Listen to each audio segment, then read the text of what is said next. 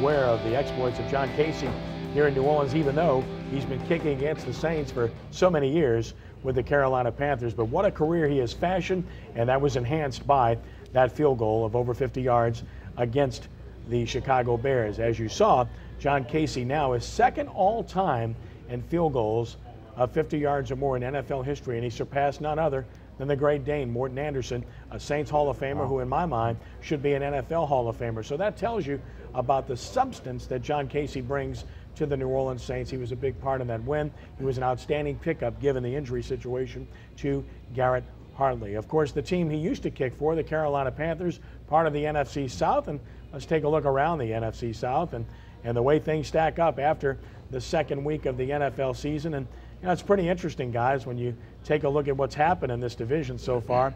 You've got Atlanta beating Philadelphia in a jump ball game. You've got Tampa Bay beating Minnesota in a jump ball game. And then you've got Carolina losing to Green Bay in what I would call an impressive loss. Brian, as you look at these teams, you have to feel like Carolina is further along than most people thought they would be, that Atlanta is lucky to not be 0-2, and that Tampa Bay is lucky to not be 0-2. Yeah, I think we saw a little bit more of what the NFC South can do this past weekend, and you're right. I mean, you've got three teams now that are 1-1, and Carolina's a good 0-2, if you will. Cam Newton, the question I've got to ask, who's going to have more passing yards at the end of the season, Tom Brady or Cam Newton? I mean, well, you make a good point, because here's why. Because Carolina's going to be behind in games most of the time. He's going to be throwing the ball. He leads the Panthers in rushing. Yeah. After 2 games. And that's the most surprising thing with 2 great running backs that they have. You have Cam Newton leading them in rushing. I just think and that can't happen long term. No, it's one reason why they're 0-2. Yeah. That's one reason why they're 0-2. Exactly. You have to run the ball, and I just think they're not behind when he's throwing the ball. All of the 2 games they played were close games. They were ahead for much of those games. Exactly. So they have an opportunity to run. I guess he's showing his talent, and they must just really believe in this guy, which he's doing great. But at some point, you have to run those 2 running backs that you have. I think you need to build your team around them. If Cam can keep throwing the ball like he's doing, hey, great. But if he wants to keep throwing it, hey, more power to him. Bring it down here, let us blitz him. Well, and hopefully we can get some picks from him. Buford, he's going to have to bring his defense. Their defense going to have to play, because if you got a young man passing like that and the team doing that, and obviously that, hey, he's in there for a while, so the defense is obviously not on the field long. This has suddenly, Buford, become a very interesting division for quarterbacks, and a very good one at that. Right. To see Cam Newton performing at this level this soon is pretty special. Josh Freeman, by all accounts, is one of the true up-and-comers in this league. Big, strong, accurate.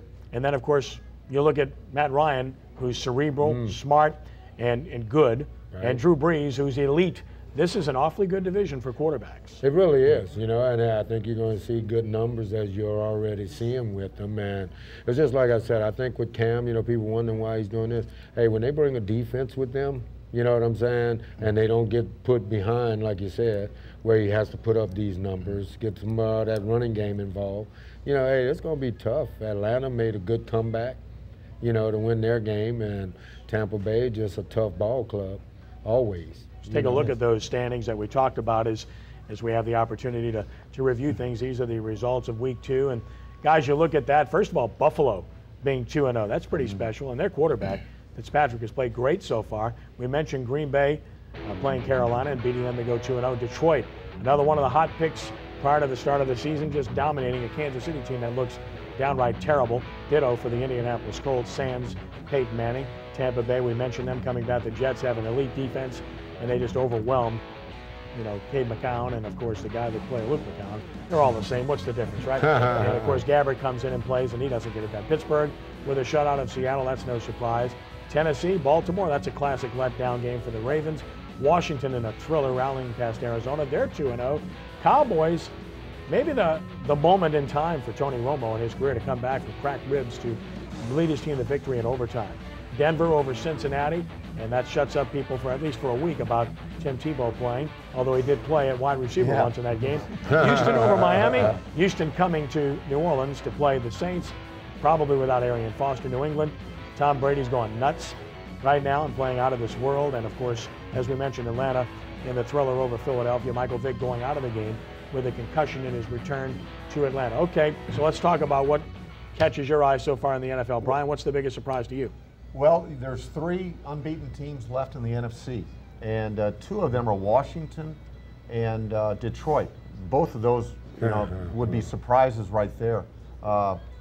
Those, I think, Detroit certainly, and Buffalo out of the AFC. Those are the teams that catch my attention, and I'm beginning to think Detroit might certainly be a legitimate wild card team. I don't see them winning that division, but I certainly see them in the long haul for the wild card bid. Well, the reason for that, Buford, is because they look like they've caught Minnesota, if not passed them. They look like they've caught Chicago possibly, or they're close to them. Green Bay would be the only obstacle in their own division. So obviously Detroit's good. They keep their quarterback healthy. They've got a great wide receiver.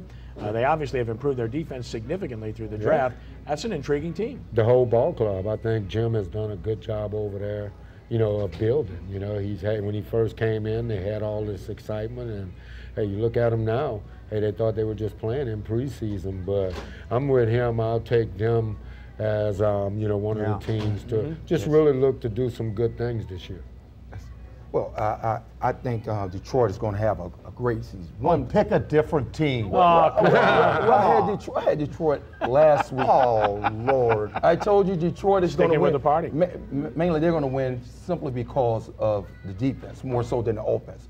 But I think it's a trend that's going on right now. I think it's a trend that's going on in the NFL. How many games have you seen this year with 300-yard passes? Yeah. They're keeping the ball in the quarterback's hands right now.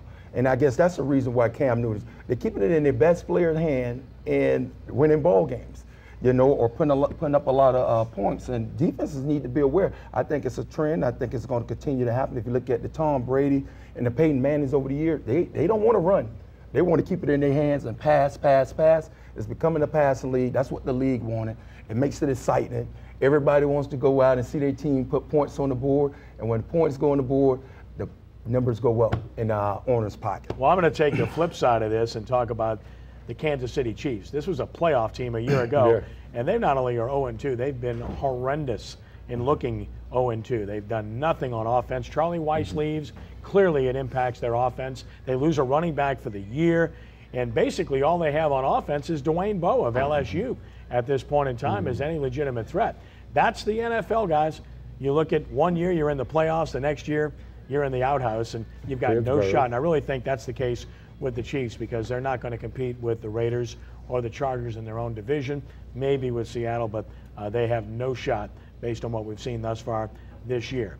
SportsNOLAtv here. Glad to have you with us as we are live at Bergeron, Chrysler, Dodge, Jeep, and Ram and Volvo as well. And we're on Veterans Boulevard, 3525 Veterans in Metairie, courtesy of Dennis Bergeron and his crew. Glad you've joined us for this version of SportsNOLAtv, and we'll return in just a moment to break it down more as we continue here on WHNO Channel 20.